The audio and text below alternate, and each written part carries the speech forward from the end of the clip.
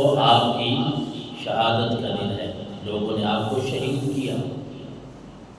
یہ بھی خبر آقا کریم علیہ السلام نے دی تھی اپنی زندگی میں، یعنی حضور علیہ السلام اپنی زندگی، ظاہری زندگی کے بعد حضرت ابوبکر آئے، حضرت عمر آئے، اس کے بعد حضرت عثمان آئے، لیکن حضرت عثمان غنی کو اپنی شہادت کا علم پہلے تھا کہ لوگوں نے مجھے شہید کرنا ہے، مارنا ہے، کیونکہ ایک مرتبہ اللہ کے رسول صلی اللہ علیہ وسلم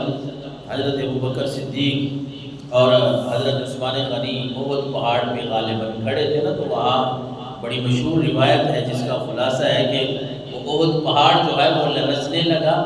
خوشی سے جھومنے لگا، تو اللہ کے نبی نے فرمایا اے احد پہاڑ رک جا، تجھے پتہ نہیں ہے کہ تیرے اوپر ایک نبی، ایک صدیق اور حضرت عمر اور حضرت عثمان کے بارے میں فرمایا دو شہید موجود ہیں، کہ اللہ کے نبی صلی اللہ علیہ وسلم اللہ کی عطا سے، اللہ کی اذن سے باتیں جو جانتے تھے وہ اپنے صحابہ تک پہنچا دیتے تھے۔ حیران کون بات ہے نا کہ ابھی حضور کا زمانہ ہے ظاہری،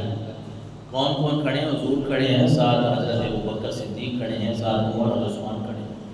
حضرت عمر کو بھی لوگوں نے شہید کیا، عثمان کو بھی شہید کیا، یہ تو بعد میں آنا تھا۔ اللہ کے نبی پہلے ہی فرما رہے ہیں کہ احد ٹھہر جا، کیوں کانپ رہا ہے، کیوں لرز رہا ہے؟ تیرے اوپر ایک نبی اپنے بارے فرمایا، ایک صدیق ابوبکر کے بارے میں فرمایا، ان کے بارے میں شہادت کا غور نہیں کیا۔ حضرت ابوبکر کو جو اس دنیا سے جانا پڑا وہ تباہی موت کے حوالے سے ہے، اور حضور نے فرمایا ہے احد تیرے اوپر ایک نبی، ایک صدیق اور دو شہید موجود ہیں، کیوں کانپ رہا ہے؟ حضرت عثمان غنی کہتے ہیں میں نے جب یہ بات سنی مجھے تو ویسے ہی پتہ چل گیا کہ ہونا تو شہید ہے، لہٰذا اس شہادت کے لیے آپ تیار رہیں، اور آپ کی خلافت کا جو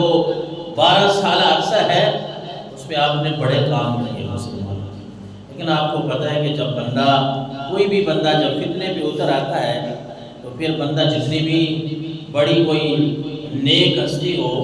وہ چاہے حضرت عمر فاروق ہوں، حضرت عثمان غنی ہوں، لیکن جو شرارت کرنے والے لوگ شرارتوں پہ اتر آتے ہیں پھر وہ کسی کی نہیں سنتے۔ حالانکہ حضرت علی المرتضیٰ شیر خدا رضی اللہ تعالیٰ عنہ لوگوں کو سمجھانے والے حضرت علی المرتضیٰ ہیں، لوگوں عثمان کے دروازے سے ہٹ جاؤ، یہ اللہ کے پیارے بندے ہیں، اللہ کے نبی کے یہ پیارے صحابی ہیں، حضور کی 2 صاحبزادیاں ان کے گھر ہیں، ان کی مخالفت نہ کرو۔ اور خود جو ہے وہ حسنین کریمین کو، حضرت امام حسن کو اور امام حسین کو حضرت علی المرتضیٰ نے خود یہ فرمایا تھا کہ جاؤ بیٹا، جا کے اپنے چچا عثمان کے دروازے پہ تلواریں لے کے کھڑے ہو جاؤ، ان کی پہرہ داری کرو۔ عثمان اس ہستی کا نام ہے جہاں علی المرتضیٰ شیر خدا رضی اللہ تعالیٰ عنہ کے بیٹے بھی ان کا پہرہ دیتے ہیں۔ حالانکہ خود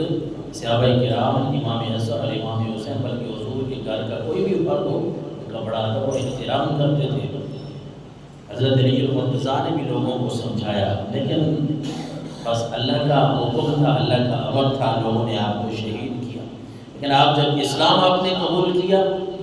اس وقت بھی بڑی سہولتیں، بڑی مشکلات آپ نے دیکھی تھی۔ ظاہر ہے آپ چوتھے جو مسلمان ہیں مردوں میں، جو ہی آپ اسلام قبول کرتے ہیں سارا آپ کا کنبہ، قبیلہ، خاندان سارا مخالفت پہ اتر آتا ہے۔ عثمان واپس آ جا، اپنے پرانے دین پہ آ جا، نہیں تو ہم آپ کے ساتھ قطع تعلق کر دیں گے، آپ کو ماریں گے۔ حضرت عثمان غنی رضی اللہ تعالیٰ عنہ کا ایک ہی جملہ تھا، آپ فرما رہے تھے نہیں، اب آپ کا ایک چچا تھا حکم بن ابی العاص، اس نے تو آپ کو رسیوں سے باندھ دیا اور کبھی کسی جگہ پہ ڈالنا، کبھی کسی جگہ پہ، مختلف سزائیں دینا۔ مقصد یہ تھا کہ کسی طرح یہ اسلام سے واپس آ جائیں، اپنے اس پرانے دین کی طرف آ جائیں۔ لیکن حضرت عثمان غنی کی بھی یہ بات تھی کہ دنیا تو چھوڑ سکتا ہوں، یہ دنیا یہاں سے جا سکتا ہوں، موت تو آ سکتی ہے لیکن رسول اللہ کا دامن اب نہیں چھوڑوں گا۔ آپ فرما رہے تھے عربی میں واللہ لا اضعه ابدا ولا افارقه۔ تاریخ مدینہ کو اٹھا کے دیکھیں یہ الفاظ ملتے ہیں، وہ کہہ رہے تھے کہ حضرت عثمان غنی رضی اللہ تعالیٰ عنہ اپنے چچے کو، اے چچا جان، اے حکم بن ابو العاص، چاہے جتنے مرضی ہے تم ظلم کر دو، اسلام قبول کیا ہے نا، اللہ کو ایک مانا ہے، توحید کے اوپر عمل کیا ہے، رسالت کو مان لیا ہے، اب جتنی مرضیاں میرے اوپر سختیاں کرتے جاؤ، میں نے اسلام کو نہیں چھوڑنا۔ اللہ